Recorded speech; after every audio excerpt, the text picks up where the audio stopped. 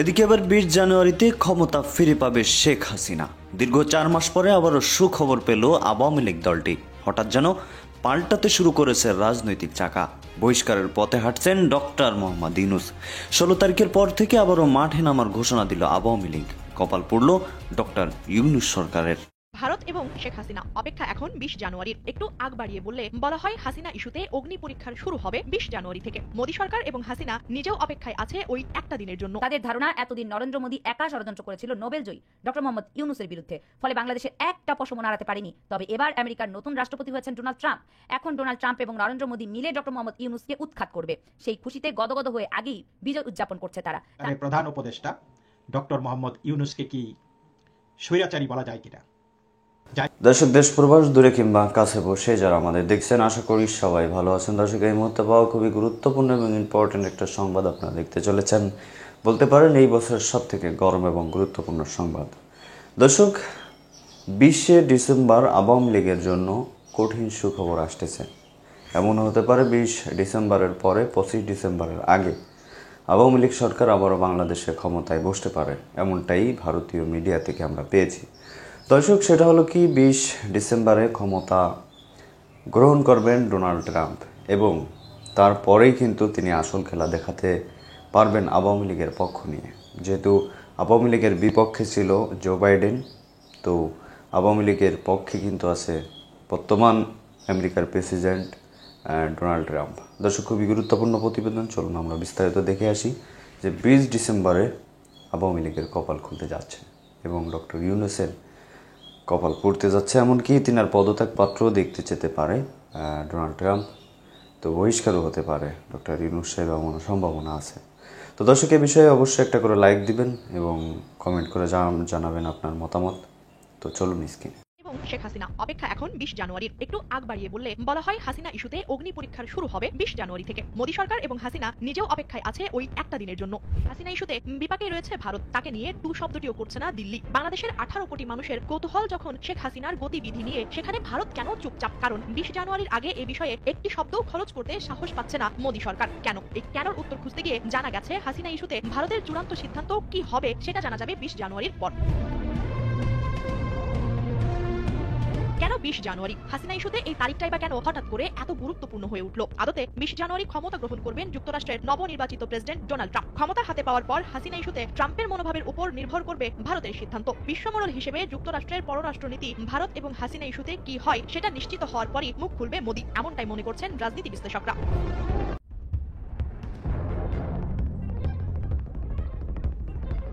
প্রধান উপদেষ্টা ডক্টর মোহাম্মদ ইউনূসকে কি স্বৈরাচারী বলা যায় কিনা? যায় তো নাকি? আমরা তাদের কাজকর্ম যা দেখছি ইদানিং, এটা স্বৈরাচার ছাড়া আর কিছুই না। যেই এই সরকারের বিরুদ্ধে কথা বলবে, যেখানেই মানুষ সরব হবে, সেইখানেই দেখা যাচ্ছে দমন পীড়ন চলছে। সাংবাদিকরা তাদের ইচ্ছা অনুযায়ী সত্য প্রকাশ করতে পারছে না, তাদেরকে প্রেসক্রাইবড নিউজ ছাপতে হচ্ছে। আপনারা দেখছেন মানুষ আন্দোলন করতে পারতেছে না। যখনই মানুষ আন্দোলনের জন্য রাস্তায় নামে, তখনই তাদেরকে নানান রকমের লিগ ট্যাগ দিয়ে মারধর করা হচ্ছে, গ্রেপ্তার করা হচ্ছে, মিথ্যা মামলা দেওয়া হচ্ছে। তারপরেও কিন্তু মানুষ থেমে নেই। আপনারা জানেন যে এই যে সমন্বয়করা কিন্তু এখন রাস্তায় বেরোলেই চড়থাপ্পড় খাচ্ছে। এই যে এমন একটা মানুষ, এমন একজন ব্যক্তি যিনি নাকি পাশ্চাত্যে তার জীবন যৌবন কাটিয়েছেন, সেই মানুষটি পাশ্চাত্য থেকে কিছুই শিখল না। সেই মূল্যবোধ, গণতন্ত্র, সংবাদপত্রের স্বাধীনতা, ধর্মীয় স্বাধীনতা, ভদ্রতা, সভ্যতা কোনো কিছু শিখে নাই। বুঝলাম যে হি ইজ ক্লুলেস, তিনি জানেন না কিভাবে রাষ্ট্র চালাতে হয়, সেই অভিজ্ঞতা তার নাই, তিনি নিজে একটা সংসারও চালান নাই, সো রাষ্ট্র কি করে চালাবেন? কিন্তু মানুষের তো এই যে সভ্যতা, মানুষের সহানুভূতি, মানুষের আচার ব্যবহার, সেটার জন্য তো আপনাকে প্রেসিডেন্ট, প্রধানমন্ত্রী হইতে হয় না। একজন মানবিক মানুষ হইতে তো আপনার অত কিছু লাগে না। এই লোক শান্তিতে নোবেল পেয়ে আজকে অশান্তির প্রতিভূ হিসাবে আবির্ভূত হয়েছে সারা বাংলাদেশে, সারা দেশে অশান্তি সৃষ্টি করতেছে। যেখানেই তার এই রাজত্বের উপর তিনি হুমকি মনে করছেন, সেইখানেই তিনি আঘাত আনতেছেন এবং সেই ক্ষেত্রে তিনি এই ইসকনের সাধু সন্তদেরকেও বাদ দেননি। তো এমত অবস্থায় আপনারা দেখেছেন যে বর্তমানে বাংলাদেশে এই মুহূর্তে শেখ হাসিনার বক্তব্য প্রচারের উপর নিষেধাজ্ঞা আছে। আপনারা সচরাচর মেইনস্ট্রিম মিডিয়াতে সেইগুলি দেখবেন না, কিন্তু অন্ধ হলে প্রলয় কি বন্ধ থাকে? না, সেটা থাকে না। মানুষের কাছে শেখ হাসিনা প্রধানমন্ত্রী যেই ডিজিটাল বাংলাদেশ তিনি বিনির্মাণ করেছেন, সেই ডিজিটালের সুযোগ সুবিধা কিন্তু আজকে ঘরে ঘরে পৌঁছে গেছে, মানুষ দেখতে পাচ্ছে। আজকে এই মুহূর্তে আমি যখন আপনাদের সাথে কথা বলছি, এই মুহূর্তে ডিসেম্বরের 9 তারিখে নিউ ইয়র্ক সময় কয়টা সময় রাত 9টা বাজে প্রধানমন্ত্রী শেখ হাসিনা ভার্চুয়ালি বক্তব্য রাখতেছেন নিউ ইয়র্কে যুক্তরাষ্ট্র আওয়ামী লীগের উদ্যোগে আয়োজিত বাংলাদেশের বিজয় দিবস উদযাপনে। তো সেখানে প্রধান অতিথির বক্তব্য রাখছেন বাংলাদেশের প্রধানমন্ত্রী শেখ হাসিনা। আওয়ামী লীগ এই অনুষ্ঠানটি, যুক্তরাষ্ট্র আওয়ামী লীগ এই অনুষ্ঠানটি আয়োজন করেছিল কুইন্স প্যালেস নামে একটি ব্যাংকুয়েট হলে, সেটা নিউ ইয়র্কের উডসাইডে অবস্থিত।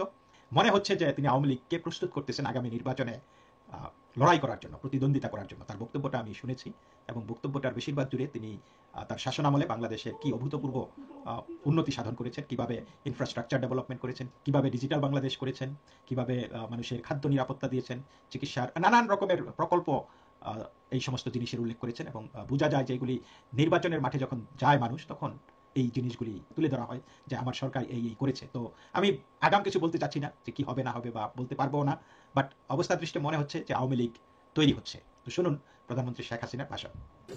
জাতির পিতা বঙ্গবন্ধু শেখ মুজিবুর রহমানের নেতৃত্বে আমরা স্বাধীনতা পেয়েছি।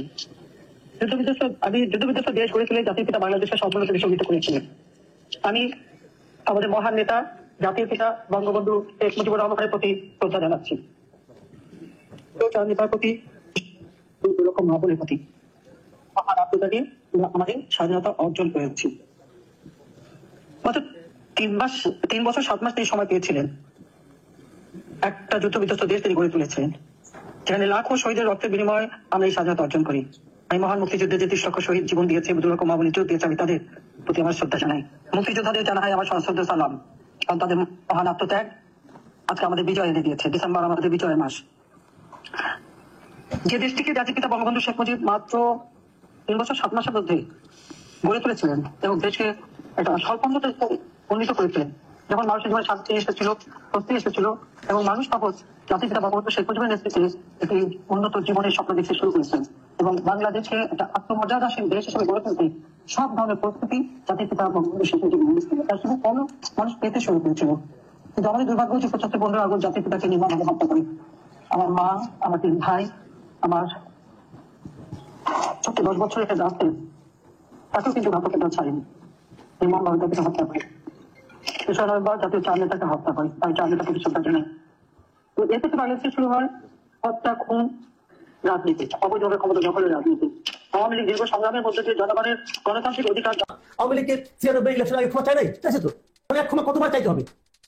জামাতে একবার ক্ষমা চায় নাই। আমার কথা হলো কি, তারা যেটা বলতে চাচ্ছে যে 71-এর পর 71 থেকে 75 পর্যন্ত এই দেশটাকে, মানে 72 থেকে 75 পর্যন্ত এই 3.5 বছর এই দেশটাকে আওয়ামী লীগ তখন যে সরকার ছিল তারা ভালোভাবে চালাতে পারেনি। ওই সময় মানুষের কষ্ট ছিল, দুর্ভিক্ষ ছিল, অমুক অনেক কিছু ছিল। কিন্তু সেটা তো শেখ মুজিব সরকারের আমলের কথা। তার জন্য আজকে আওয়ামী লীগ ক্ষমা চাইলে চাইতেও পারে, কোনো সমস্যা নেই। এটার সঙ্গে আমার কোনো সমস্যা। আওয়ামী লীগ বলেছে আমরা পারি না, ক্ষমতা আমরা চেয়েছি, এবার তো প্রথম না। আওয়ামী লীগকে 96 ইলেকশন আগে ক্ষমা চায় নাই, চাইছে তো। 96 ইলেকশন আগে আওয়ামী লীগ সমস্ত প্রকাশ্যে বলছে যে আমাদের ভুলভ্রান্তি হয়েছে অনেক, আমরা ভুলভ্রান্তি দিয়ে আপনাদের ক্ষমা চাই, তাদের ক্ষমা চাইছে। এখন এক ক্ষমা কতবার চাইতে হবে? জামাতে একবার ক্ষমা চায় নাই। কাজে এটা না, মাহফুজুর যে কথা বলেছেন, যে কথা হলো যে শেখ মুজিবকে তারা মূল্যায়ন করতে পারে যদি তার উত্তরসূরিরা এই তার আচরণ নিয়ে ক্ষমা চান। এই জায়গাটা আমার কাছে মনে হয়েছে কনফিউজিং। এই জায়গাটা আমার হচ্ছে ঠিক বলে না, ঠিক বলে না। কেন? শেখ মুজিব যা করেছেন করেছেন, উনার কর্মকাণ্ডের জন্য ওনার বিচার হবে, কিন্তু মূল্যায়ন হবে। কিন্তু উনার জন্য, উনার কর্মকাণ্ডের জন্য উনার উত্তরসূরিরা ক্ষমা চাইবেন, তারপরে আপনারা শেখ মুজিবকে মূল্যায়ন করবেন। এটা হয় না, এটা হয় না। মানে দাদার বিচার নাতির আচরণ দিয়ে করা যায় না, এটা হলো মূল কথা আর কি। কাজে ওটা অভিনয়টা বলতে বলতে অনেক সময় মানুষ বাড়ি বলে ফেলায়, এটা হয়, হতে পারে এরকম। কিন্তু আমি এটাকে লজিক্যাল মনে করি না যে শেখ মুজিবের জায়গায় আছে। শেখ মুজিবকে আপনি খালি 72 থেকে 75 শাসনামলে বিচার করবেন না, তার আগেও শেখ মুজিব ছিলেন। ওই সময় তার যে ভূমিকা, একটা দেশকে স্বাধীন করার ক্ষেত্রে, দেশকে স্বাধিকার অর্জন করার ক্ষেত্রে তার যে ভূমিকা, এটাকে আপনি উপেক্ষা করতে পারবেন, এটা খুব গুরুত্বপূর্ণ। বাংলাদেশের সবচেয়ে পুরনো এবং অন্যতম বৃহত্তম দল হলো আওয়ামী লীগ। এই আওয়ামী লীগকে বাদ দিয়ে বাংলাদেশকে কল্পনা করাটা অনেকটাই কঠিন। অভ্যুত্থান পরবর্তী সময় আমরা দেখলাম যে আওয়ামী লীগ কোণঠাসা এবং মাঠেও নেই। গত 15 বছরে ফ্যাসিবাদী শাসনের দায়ে তাদের বিচারের দাবি রয়েছে জনগণের মধ্যে। কিন্তু আওয়ামী লীগ রাজনীতিতে যদি পুনর্বাসিত হতে চায়, তা কিভাবে সম্ভব হতে পারে এবং কোন প্রক্রিয়ার মধ্যে দিয়ে গেলে আওয়ামী লীগ শুধরাতে পারে? এক্ষেত্রে রাষ্ট্রের ভূমিকাটাও যদি একটু। রাষ্ট্রের ভূমিকা একটা মানে হলো আওয়ামী লীগ গত 15 বছর যে শাসন করেছে, এই শাসনের জন্য আওয়ামী লীগের শীর্ষস্থানীয় নেতৃবৃন্দের বিচারে আওতায় আনতে হবে। শেখ হাসিনা সহ শেখ পরিবারের লোক যারা ছিল, আওয়ামী লীগের কেন্দ্রীয় নেতৃবৃন্দ যারা ছিল, জেলা কমিটির নেতৃবৃন্দ যারা ছিল, যারা মন্ত্রী ছিলেন, এদের সবাইকে বিচারের আওতায় আনতে হবে। এবং যদি কেউ বিচারের আওতায় এসে যদি নির্দেশ করতে হয়, নির্দেশ করতে হবে। যার যা সাজা হবে তাকে সাজা গ্রহণ করতে হবে। এটা হলো আওয়ামী লীগের শুধু এটা করতে হবে। আওয়ামী লীগের জন্য বাদ দেন আপনি। এরা এই দেশের ক্ষতিগুলি করেছে, অর্থাৎ সরকারের এই বিচারগুলি শুরু করে দেওয়া উচিত। তারপরে যতদিন লাগে সেটা সমাধান হবে। এবং এই লেয়ারটাকে বাদ দিয়ে তারপরে কিন্তু আওয়ামী লীগের নেতৃত্বের অভাব হবে না। আওয়ামী লীগ অনেক বড়, অনেক নেতা এখানে আছে। একটা লেয়ার চলে গেলে আরেকটা লেয়ার উঠে আসবে, এতে কোনো সমস্যা আমি দেখি না। এবং সেই আওয়ামী লীগ এদেশে রাজনীতি করবে এবং রাজনীতি করতে দেওয়ার অধিকার আছে, আমি মনে করি সেটাকে করতে দিতে হবে। আওয়ামী লীগ ওইভাবে এর মূল নেতৃত্বকে যদি এখন যারা নেতৃত্ব দিচ্ছেন এদেরকে বাদ দিতে হবে। এদেরকে এই দেশের মানুষ কখনোই গ্রহণ করবেন, এটা মাথায় রাখেন আপনি। এই শেখ হাসিনা, শেখ পরিবারের লোকজন, আওয়ামী লীগের মন্ত্রী ওবায়দুল কাদের সহ অন্যান্য মন্ত্রী, এদেরকে এই দেশের মানুষ কোনো অবস্থাতে আর গ্রহণ করবে না। এরা বাদ, নতুন নেতৃত্ব আসতে হবে। নতুন নেতৃত্ব আসলে আওয়ামী লীগের বেজ অনেক শক্ত, এবং আমি মনে করি এই দেশে আওয়ামী লীগ আবার দাপটের সঙ্গে ফিরে আসতে পারবে। কিন্তু এদেরকে নিয়ে না, এদেরকে যতদিন আওয়ামী লীগ ধরে রাখবে, আওয়ামী লীগ ততদিনই পিছিয়ে যাবে। নতুন নেতৃত্ব আসলে কি প্রতিহত করবে কিনা সরকার? আমার মনে হয় না। আমার নতুন নেতৃত্ব আসতে গেলে আওয়ামী লীগের মাঝখান থেকে একটা ইন্টারনাল প্রবলেম থাকবে, কারণ পুরাতন নেতৃত্ব যারা আছে তারা দেশে আসবে না, কিন্তু আমার নেতৃত্ব ছাড়তে চাইবে না। কাজে নতুন নেতৃত্ব থেকে উঠে আসতেও সময় লাগবে। সেই যতদিন সময় লাগবে ততদিন আমার মনে হয় না যে তাদের প্রতিহত করার মাত্র থাকবে। আপনি দেখলেন যে হচ্ছে 21 আগস্ট যে গ্রেনেড হামলা মামলা, সেখানে হচ্ছে সব আসামিকে খালাস দিয়ে দেওয়া হয়েছে। একই সঙ্গে আদালত বলল যে আগের যে রায়টি সেটি হচ্ছে অবৈধ। এর মধ্য দিয়ে আওয়ামী লীগের যে 24 নেতাকর্মী নিহত হলেন 2004 সালের 21 আগস্ট এবং বহু জন আহত হলেন, এই নারকীয় ঘটনার ন্যায় বিচার পাওয়ার পথ কি রুদ্ধ হয়ে গেল? এবং এবারও কি বিচার বিভাগ এবং আইনকে আওয়ামী লীগের আমলের মতো করে বিরোধীদের দমনের জন্য অন্তর্বর্তীকালীন রাজনৈতিক হাতিয়ার হিসেবে ব্যবহার করছে? এগুলো দুটো প্রশ্ন করছেন। একটা প্রশ্ন হলো যে এই সুবিচার পাওয়ার সম্ভাবনাটাকে রুদ্ধ হয়ে গেল কিনা। আরেকটা প্রশ্ন হলো আপনার যে বিরোধী দলকে দমন করার জন্য এই আইনগুলো আদালতকে বিচার বিভাগ ব্যবহার করা হচ্ছে। আমি দুটার ক্ষেত্রে আমার অবজারভেশনটা একটু অন্য ভাই আপনাদেরকে বলি। আমি মনে করি না যে সুবিচার পাওয়ার পথ বন্ধ হয়ে গেল, কারণ সুবিচার পাওয়ার পথ একটা থাকা উচিত। যে ঘটনাটা ঘটেছে, যেভাবে এই মামলাটাকে বাতিল করে দেওয়া হয়েছে, সেটা আইনগতভাবে হয়তো ঠিক আছে, এটা নিয়ে আমার কোনো বক্তব্য। কারণ এরা বড় বড় আইনজ্ঞ, তারা তো যারা বিচারপতি তারা তো অনেক বুঝেন, জানেন, তারা আইনের বিষয়গুলো বুঝেন। এবং আমি যতটুকু বুঝেছি সেটা হলো এই বিচারটা প্রক্রিয়া নিয়ে তাদের আপত্তি ছিল। মানে বিচারটা যে প্রক্রিয়া হচ্ছিল সেই প্রক্রিয়া নিয়ে তাদের আপত্তি, যে কারণে তারা এই বিচারটাকে বাতিল করে দিয়েছে, পুরো বিচারটাই বাতিল করে দিয়েছে। এবং যেহেতু বিচারটাই বাতিল হয়ে গেছে, কাজে এখানে বিচারের সঙ্গে যাদেরকে অপরাধী হিসেবে বিবেচনা করা হচ্ছিল তাদেরকেও মুক্তি দিয়ে দেওয়া হয়েছে। কিন্তু একটা কথা কি, ঘটনা তো ঘটছে, 21 আগস্ট গ্রেনেড হামলা হয়েছে, সেখানে তো 24 জন লোক মারা গেছে, 300 জনের মতো লোক আহত হয়েছে। আপনি যে ঘটনাটাকে তাহলে মিথ্যা হয়ে গেল, তাহলে কি এই ঘটনা যারা ক্ষতিগ্রস্ত তারা কি কোনো সুবিচার পাবে না? এই সুবিচার দেওয়ার দায়িত্বটা রাষ্ট্রের দায়িত্ব, রাষ্ট্রকে সেই দায়িত্বটা পালন করবে না। রাষ্ট্র বলতেছে এখন যে ওই মামলার তদন্ত ঠিকভাবে হয়নি, ঠিক আছে, তাহলে আপনার নতুন তদন্ত করেন। বলবেন অনেক এভিডেন্স নষ্ট হয়ে গেছে, এভিডেন্স যাদের কারণে নষ্ট হয়েছে তাদেরকে বিচারে আওতায় আনেন, কোনো প্রবলেম তো নাই। কিন্তু বিচার যদি না হয় সেটা হবে একটা বিরাট প্রহসন, মানুষ এটা নিয়ে ফান করবে, অলরেডি করছে। কিন্তু অনেকে বলতেছে যে তাহলে কি আইজুর রহমানের মৃত্যু হয়েছিল কিভাবে, তার কি মৃত্যু ডায়রিয়াতে হয়েছিল? অনেকে বলতেছে এই 24 জন লোককে সুইসাইড করেছিল। অনেকে এমনও বলতেছে যে 2004 সালে 21 আগস্ট থেকে আসেই নাই, 20 তারিখের পর একবার 22 তারিখ আসছে। এই যে ফান, এই যে ট্রল করাবো, এটা কার গায়ে লাগে? এটা লাগে বিচার বিভাগের গায়ে। আমাদের বিচার বিভাগ এখন এই পর্যায়ে নিয়ে গেছে কিনা এটা ভেবে দেখতে হবে। এবং পাশাপাশি যে জিনিসটা ভাবতে হবে যে আমাদের বিচার বিভাগ সংস্থার জন্য কমিশন করা হয়েছে, কমিশনের এটা চিন্তা করা উচিত যে এই ধরনের যে বিচারহীনতা অথবা বিচার নামে প্রহসন যেগুলি। দর্শক, একেবারে ব্রেকিং সংবাদ, এইমাত্র প্রকাশিত হওয়া সংবাদ। জয় বাংলা জাতীয় স্লোগান ঘোষণা করে হাইকোর্টের দেওয়া রায় স্থগিত করা হয়েছে ইতিমধ্যে। ব্রেকিং সংবাদ, ব্রেকিং সংবাদ। তো দর্শক শ্রোতা, ইতিমধ্যে আপনারা কিন্তু জানেন আওয়ামী লীগের মন্ত্রিসভায় জয় বাংলা এবং জয় বঙ্গবন্ধুকে কিন্তু জাতীয় স্লোগান হিসাবে দেওয়া হয়েছিল। এবার জয় বাংলা জাতীয় স্লোগান ঘোষণা করে হাইকোর্টের দেওয়া রায়কে সরাসরি স্থগিত করা হয়েছে। তো দর্শক শ্রোতা, পুরো খবরটি একটু আপনাদের সাথে শেয়ার করি। পুরো ব্রেকিং সংবাদ এই মাত্র প্রকাশিত হয়েছে গণমাধ্যমে। জয় বাংলাকে জাতীয় স্লোগান ঘোষণা করে হাইকোর্টের দেওয়া রায় স্থগিত করেছে আপিল বিভাগ।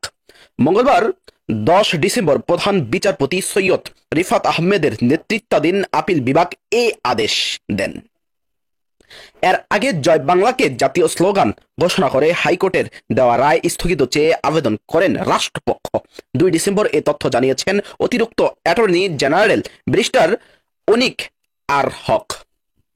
জয় বাংলাকে জাতীয় স্লোগান হিসাবে ঘোষণা চেয়ে 2017 সালে সুপ্রিম কোর্টের আইনজীবী ডক্টর বশির আহমেদ রিট করেন।